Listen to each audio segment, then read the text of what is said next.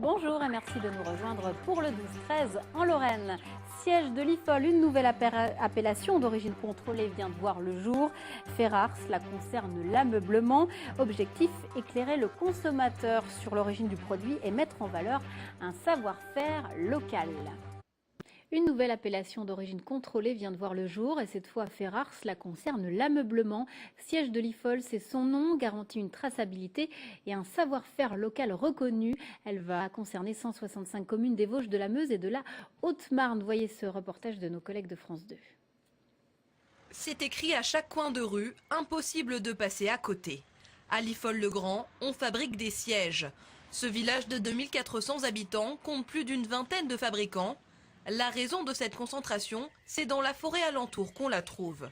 Des chênes, des hêtres en abondance, une matière première de qualité que gère Coralie Laine. À elle de sélectionner les arbres qui feront les futurs meubles. La partie qui va être utilisée pour faire du mobilier, ça va être la partie basse de l'arbre. C'est la partie la plus grosse où il va y avoir le plus de matière et avec potentiellement le moins de défauts.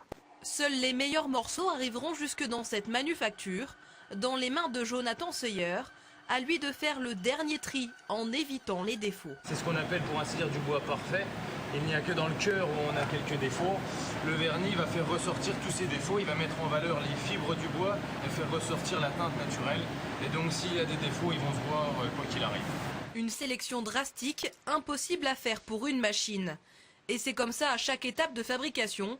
Ce sont les salariés qui façonnent le bois et lui donnent sa valeur. On peut voir sur ce pied qu'il est ébauché avec la machine, mais pour le finir, on a besoin d'un sculpteur qui va faire toutes ces moulures, toutes ces volutes sur les pieds et tout fait à la main. Un véritable travail d'orfèvre, jusque dans les finitions, alors 24 carats ou au cuivre. Je l'applique et après je vais procéder à un nettoyage, ce qu'on appelle un nettoyage, c'est-à-dire ça. Je vais la lisser, ça vous donne un aspect doré. Des sièges à plusieurs milliers d'euros, réalisés sur mesure. Un savoir-faire qui séduit les plus grands, comme le propriétaire du club de football de Chelsea, qui a commandé 7 chaises, Albert II de Monaco ou encore Hollywood. Et pour que les manufactures perdurent, une école forme les jeunes sur place. Et ça fait quoi si je le serre trop? Vous écrasez votre garniture, vous la déformez. Et votre garniture n'a plus aucune forme. Ils sont 90 élèves à apprendre ces métiers, la plupart arrivés par hasard, avant que cela ne devienne une passion. Puis tombé dessus comme ça, j'ai essayé et j'ai jamais voulu partir. 90% d'entre eux trouveront un travail directement après leur formation.